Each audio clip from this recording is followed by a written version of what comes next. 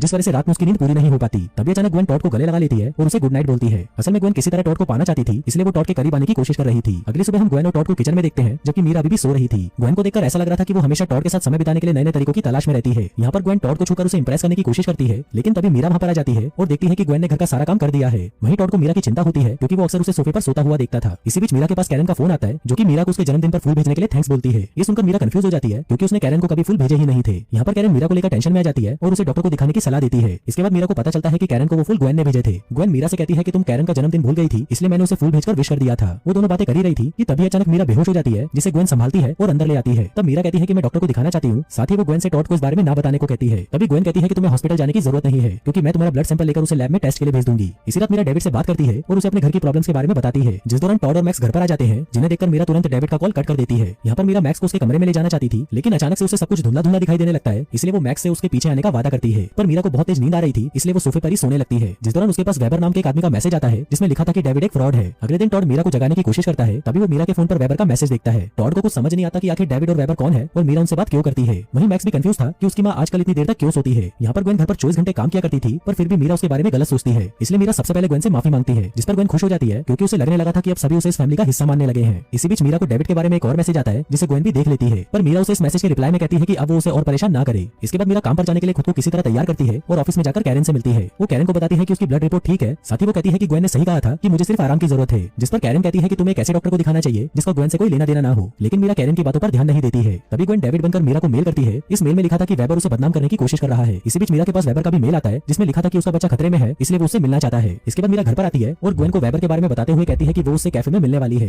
जिस दौरान टॉड वहाँ पर आ जाता है और मीरा की बातें सुन लेता है, जिससे टॉड बहुत दुखी हो जाता है, क्योंकि उसे लग रहा था कि मीरा उसे धोखा दे रही है। जिसके बाद हम मीरा को एक कैफे में जाते हुए देखते हैं, जहाँ पर उसकी मुलाकात वेबर से होती है। यहाँ पर मीरा को पता चलता है कि वेबर ही असली डेविड है। डेविड मीरा से कहता है कि मेरा कोई भी बच्चा नहीं है और मैंने कभी भी तुमसे बात नहीं की, बल्कि कोई मेरे नाम का यूज करके तुमसे बात कर रहा है। इसके बाद डेविड बताता है कि मेरी वाइफ को कैंसर था, इसलिए वो कीमोथेरेपी लिया करती थी। फिर एक दिन उसकी वाइफ के पास किसी आदमी का मेल आया, जिसने मेरी वाइफ से दोस्ती करके उसे कीमोथेरेपी को बंद करने और डॉक्टर से ना मिलने की सलाह दी, जिस वजह से मेरी वाइफ की डेथ हो गई। डेविड उस मेल करने वाले आदमी की फोटो भी दिखाता है और तब मीरा देखती है कि ये फोटो उसी आदमी की है जो अब तक डेविड बनकर उससे बात कर रहा था। लेकिन मीरा को अभी भी ग्वेन पर डाउट नहीं था। खैर तभी हम टॉड को कैफे के बाहर देखते हैं, जो कि मीरा का पीछा कर रहा था। यहाँ पर टॉड मीरा को डेविड से गले मिलते हुए देखता है, जिससे उसे यकीन हो जाता है कि मीरा सच में उसे धोखा दे रही है। दूसरी ओर हम कैरन को देखते हैं, जो कि मीरा को एक बैग देने के लिए उसके घर पर आती है। इसके अलावा वो यहाँ पर इसलिए भी आई थी ताकि वो ग्वेन से बात कर सके। यहाँ पर कैरन ग्वेन से कहती है कि मैंने तुम्हें टॉड की शर्ट को सूंघते हुए देखा था और मैं जानती हूँ कि तुम टॉड को पसंद करती हो। साथ ही कैरन उसे धमकी देती है कि अगर तुमने मीरा के परिवार के साथ कुछ भी गलत किया तो मुझसे बुरा कोई नहीं होगा। तभी ग्वेन उसकी पीठ पर वार करके उसे बेहोश कर देती है, जिसके बाद वो कैरन को एक सुनसान जगह पर ले जाती है और उसे मारने के लिए उसकी बॉडी में ड्रग्स इंजेक्ट कर देती है। जिसके बाद वो उसे वहीं छोड़कर चली जाती है। यहाँ पर हम मीरा को देखते हैं, जो कि डिनर बना रही होती है। तभी ग्वेन मैक्स की फिजिकल थेरेपी कराने के बाद घर पर आती है और चुपके से मीरा का चाकू चुरा लेती है। जिसके बाद वो अपने पुराने दोस्तों से मिलने के बहाने डेविड के घर निकल जाती है। यहाँ पर हमें पता चलता है कि ग्वेन डेविड की वाइफ की नर्स रह चुकी थी और उसी ने ही डेविड की वाइफ से एक आदमी बनकर बात की और उसे डॉक्टर का ट्रीटमेंट बंद करने की सलाह दी थी। यहाँ पर ग्वेन डेविड को चाकू मारकर उसे भी मार डालती है और डेविड की बॉडी के पास मीरा का ब्लड गिरा देती है, ताकि पुलिस को लगे कि मीरा ने ही डेविड का मर्डर किया है। जिसके बाद ग्वेन डेविड का बैग लेकर वहाँ से निकल जाती है। इसी रात हम टॉड को देखते हैं, जो कि नशे में घर पर आता है। असल में मीरा के कारण वो बहुत ज्यादा परेशान था, जिस वजह से उसने काफी ज्यादा ड्रिंक कर ली थी। अब इसी मौके का फायदा उठाते हुए ग्वेन टॉड के करीब आने लगती है और उसे रूम में ले जाकर उसके साथ छेड़खानी करने लगती है। लेकिन टॉड अभी भी अपनी वाइफ के लिए लॉयल था, इसलिए वो ग्वेन को रूम से बाहर जाने के लिए कहता है। अगली सुबह जब मीरा की नींद खुलती है तो वो डेविड के मैसेज को देखती है, जिसमें उसने लिखा था कि मैं अपने लिटिल बॉय के कारण पूरी रात सो नहीं पाया। असल में ये मैसेज ग्वेन ने ही सेंड किया था, ताकि पुलिस को लगे कि मीरा ने ही डेविड का मर्डर किया है। खैर यहाँ पर मीरा की नजर एक बोतल पर लिखे लिटिल बॉय वर्ड पर जाती है। इसे देखकर मीरा को याद आता है कि डेविड और ग्वेन दोनों ही हमेशा लिटिल बॉय वर्ड का यूज करते हैं। यहाँ पर मीरा को ग्वेन पर शक होता है, इसलिए वो उस बोतल के पानी को फेंक देती है। तब उसे बोतल के अंदर एक पाउडर दिखाई देता है, जिससे मीरा को पता चलता है कि ग्वेन कुछ दिनों से उसे पानी के अंदर कोई दवा मिलाकर दे रही है, जिस वजह से उसे बहुत ज्यादा नींद आती है। इसके बाद मीरा ग्वेन के रूम में आती है, जहाँ पर उसे एक बुक मिलती है जिसमें जहरीली दवाइयों के बारे में लिखा हुआ था। तभी मीरा को बेड के नीचे कई दवाइयां भी मिलती हैं। इसी दौरान ग्वेन घर पर आ जाती है, इसलिए मीरा तुरंत ग्वेन के रूम से बाहर आ जाती है। तब ग्वेन देखती है कि मीरा अभी भी जाग रही है, जिससे वो समझ जाती है कि मीरा ने उस बोतल के पानी को नहीं पिया।